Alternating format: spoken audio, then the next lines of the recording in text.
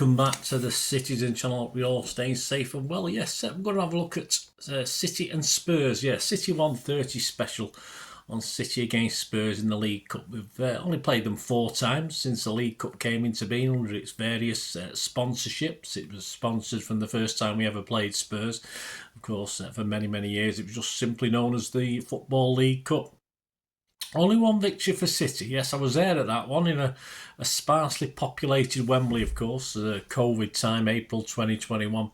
And of course, I think that was the first time I'd seen City for a long time live because of the COVID restrictions, etc. But so only the one victory. So we played them 3 other times and been beaten. But they're interesting times, and we're going to go back to have a look at the very first time we played Spurs in the League Cup, which is going back to 1992-93 season. Yeah, it's a whole new ball game and all this sort of thing, but yeah, not for City fans, was it? But we'll talk about it, and we'll have a special look at Paul Hince's report of this game as well.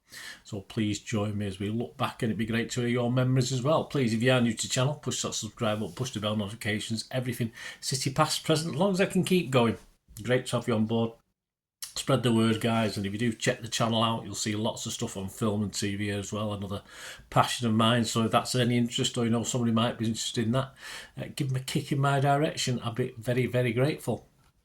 There'll be ways, there are ways of supporting the channel, guys. Some don't cost you anything, just a little bit of time. So if you can stick with me after this, later on you'll find out other ways as well, including our current sponsors, etc.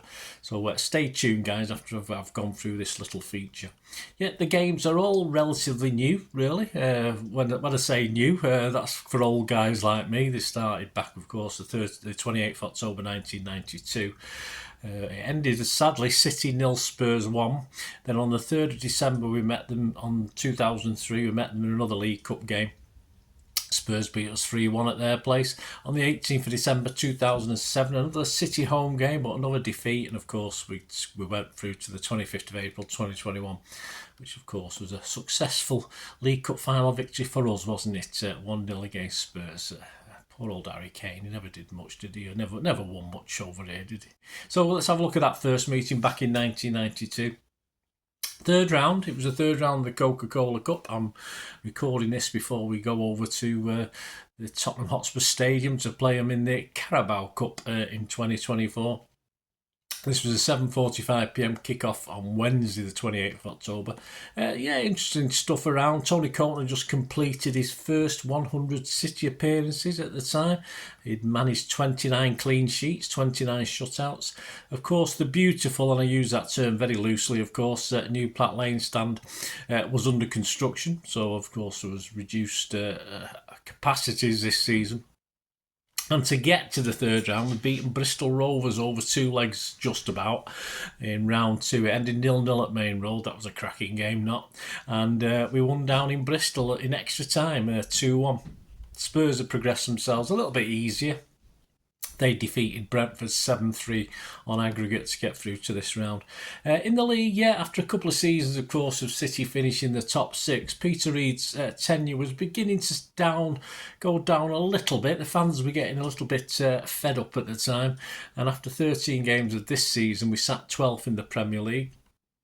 Spurs, though, under coach Doug Livermore, were adjusting to life without the likes of players like Gascoigne and Lineker, who left. Even Paul Stewart, of course, who went there from us previously. And they were actually down in 18th in a 22-team Premier League. On the programme, player-manager Peter Reid featured on the cover, £1.30, so it was a princely sum for the matchday programme.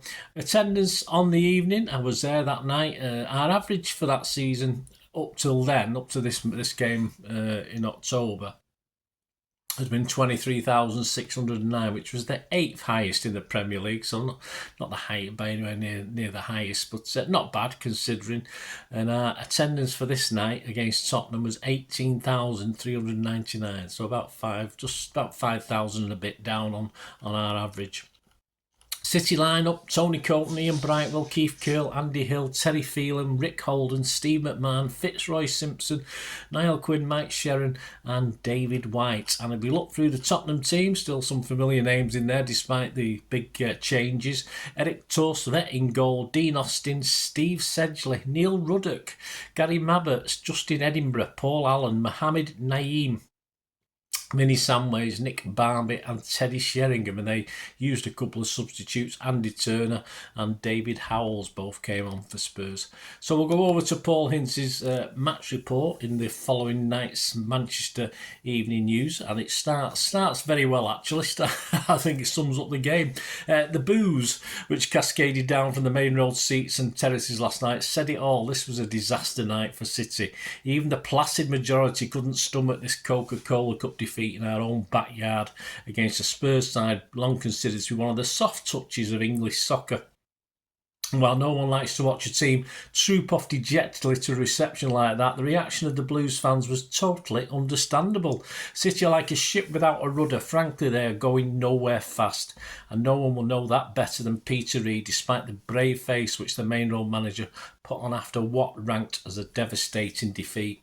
The sky-high ambitions which Reid has for this club are rapidly falling apart at the seams, struggling in the wrong half of the Premier League. The Blues desperately needed a run in the Coca-Cola Cup to generate finance and rekindle the dwindling interest among their impatient fans. But dreams of cup glory, at least in this competition, came to a wet and miserable end in what must surely rank as the most damaging result of Reid's managerial career. The Blues weren't good against a neat and surprisingly resilient Spurs side. To pretend otherwise would be pointless, but they weren't quite as awful as some of their fiercer critics are making out. The trouble is, this was one occasion where the result overshadowed the performance. City were hit by a combination of poor finishing and world-class goalkeeping from Eric Torstvedt, who chose this game to turn in the performance of his life. Quinn and David White both suffering a nightmare goal drought, fluff sitters, which they would have put away with their eyes closed if their confidence wasn't at rock bottom. And when the Blues were on target, they found Torstvedt in the mood where he would have stopped a howitzer shell. The big Norwegian international pulled off saves from a Fitzroy Simpson volley and a flying Quinn header that had to be seen to be believed. But goals win matches, and Spurs' impressive little midfielder Vinnie Samways showed the Blues how it should be done when he raced onto a clever knockdown from Nicky Barmby 5 minutes from the interval to drill a shot into the bottom corner. The Londoners, strong and determined at the back and inventive in midfield, deserved their win and a shot at Forest in the fourth round. But defeat for the lacklustre Blues at such an early stage of one of English soccer's major knockout competitions will deepen the City gloom. And unless Reid can apply some surgery in his ailing side, City's season is in grave danger of passing away quietly with nothing more than the grumbles of their disenchanted supporters to remind them of what should have been. What did Peter Reid think? Well, Peter Reid's view on this game, he said, "I'm in danger of repeating myself after every match, but I didn't think there was a great deal wrong in our approach play or in the number of chances we created, but we didn't stick those chances away, which has been one of our major problems recently. It was our bad luck that their goalkeeper had one of those games when nothing was going to get past him. It's a major blow to go out the Coca-Cola Cup at this stage, and I fully understand the reaction from our supporters at the end of the match. They have been very patient. I can only say to them that my players are even more disappointed that they are out at the moment." Yep, so there you go. Peter Reid, usual platitudes from Peter. The form guide actually on the night of the City players. Coulton and Brightwell both scored a 7. Terry Phelan was City's man of the match with an 8. McMahon got a 6, Curle got a 7, Hill got a 6, David White just scored just a 5, 6s for Sherrin, Quinn and Simpson, and Ricky Holden got a 7. So there you go, man of the match for City, Terry Phelan. City's clever little fullback certainly didn't deserve to be on the losing side after another top-class display to both defence and attack. Yeah, well, Telefield had an influence, of course, later on in the season against Tottenham again. Of course, Spurs went out in the next round, a 2-0 loss away at Nottingham Forest. I think Arsenal lifted the League Cup that season.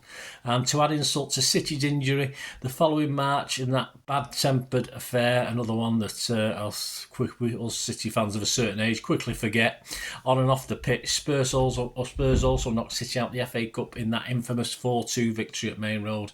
There was more trouble off the pitch than there was on the pitch.